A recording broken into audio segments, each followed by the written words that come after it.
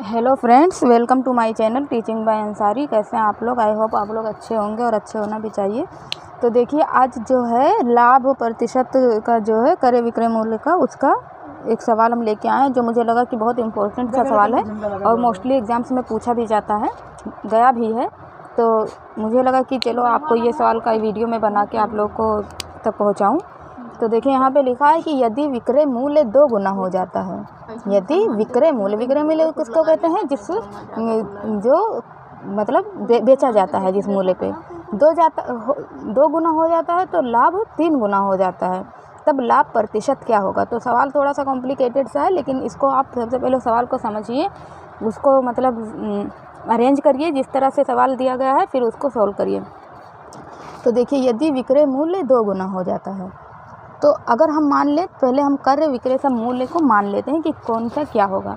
तो हम मान लेंगे कि क्रय मूल्य जो है, माना क्रय मूल्य जो है x है ना, और विक्रय मूल्य क्या है? y है, हमने मान लिया। तो लाभ क्या होता है? लाभ होता है, हम यहाँ पे लिख दें, लाभ बराबर क्या होता है? अगर मान लो मैंने कोई चीज़ 2 रुपये में ख़रीदा और उसको 4 रुपये में बेच दिया, तो मुझे कितना हुआ? लाभ 2 का हुआ। तो मैंने 2 रुपये का जो है ख़रीदा है और बेचा कितने का है? 4 का बेचा है। तो 4 में से जब हम 2 को माइनस कर देंगे तो यहाँ पे कितना बच जाएगा? तो अब मेरा लाभ क्या हो जाएगा? लाभ तो यही होगा ना। लाभ क्या होगा?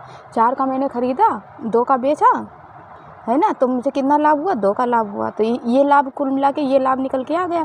तो वही लाभ पूछा गया है। तो विक्रय मूल्य, ये विक्रय मूल्य है ना, और ये क्रय मूल्य, तो विक्रय में से क्रय को अगर हम माइनस कर देंगे तो क्या बच जाएगा? 2 बच जाएगा।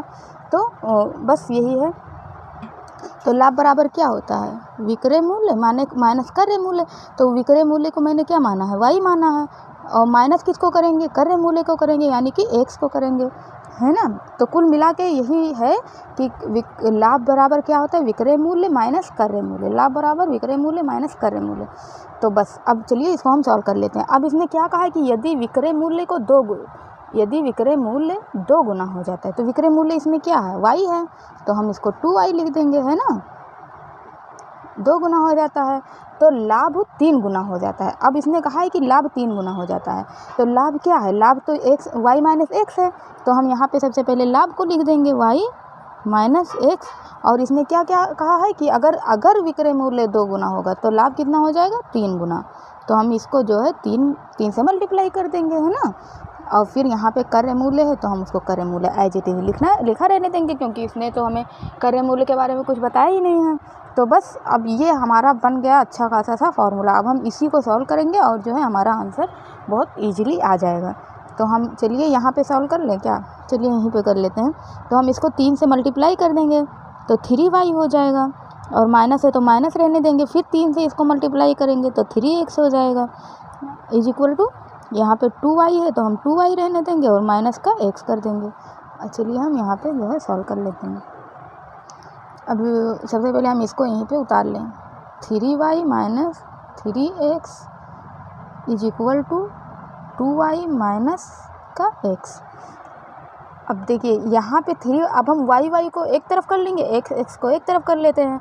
तो 3y यहाँ पे है, हम 3y रहने देंगे, और यहाँ 2y है, 2y प्लस में है, जब इधर आएगा तो क्या हो जाएगा? माइनस में हो जाएगा, माइनस का 2y।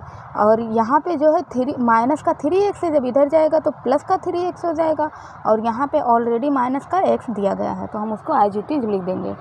अब 3y में से जब 2y को हम माइनस कर देंगे तो क्या बच जाएगा? ओनली y बच जाएगा यहाँ पे, तो हम सिर्फ y लिख देंगे।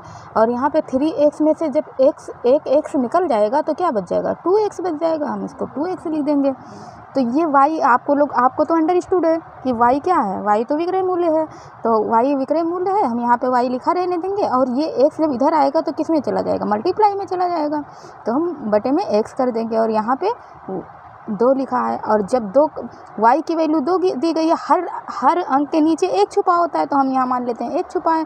तो y की वैल्यू कितनी दी गई है? 2, और x की वैल्यू कितनी दी गई है? 1 दी गई है। तो y क्या है? विक्रय मूल्य है, x क्या है? क्रय मूल्य है। और हमसे क्या पूछा गया है? कि लाभ प्रतिशत बताइए। तो कोई चीज़ हमने 1 रुपये में ख़रीदा और उसको विक्रय मतलब कर दिया कितने में, 2 रुपये में, तो हमको कितना लाभ हो गया, 1 का लाभ हो गया। तो जितने का लाभ होता है, लाभ प्रतिशत अब हमको निकालना है। हम चलिए निकाल लेते हैं, यहाँ पे हम कर देंगे लाभ प्रतिशत, है ना। तो कितने का लाभ हुआ, हमने कोई चीज़ अगर 1 रुपये में ख़रीदा और 2 को बेच दिया तो 1 का लाभ हुआ कि नहीं हुआ, तो 1 का लाभ हो गया, 1 लिख देंगे। और लाभ हो या हानि हो, हमको अगर प्रतिशत निकालना है तो किस मूल्य पे निकालते हैं, हमेशा क्रय मूल्य पे निकालते हैं। और क्रय मूल्य कितना है, 1 से कितना है, यानी कि 1 है। तो लाभ भी 1 का हुआ और क्रय मतलब हमने ख़रीदा भी 1 में था, और चूँकि हमें लाभ प्रतिशत निकालना है इसीलिए हम इसको 100 से मल्टीप्लाई कर देंगे। तो यहाँ भी 1, यहाँ भी 1 से 1 कैंसिल हो जाएगा, तो यहाँ पे क्या बच जाएगा, 100 बच जाएगा। और चूँकि परसेंट में हमने निकाला इसलिए परसेंट में कर देंगे, तो लाभ प्रतिशत कितना होगा, 100% हो जाएगा। तो ये इसका जो है करेक्ट आंसर हो जाएगा। तो आई होप आपको वीडियो अच्छे से समझ में आया होगा। अगर आप लोग को वीडियो अच्छी लगे तो लाइक सब्सक्राइब करें, बेल आइकन को ज़रूर प्रेस करें, ज़्यादा से ज़्यादा अपने दोस्तों में शेयर करें।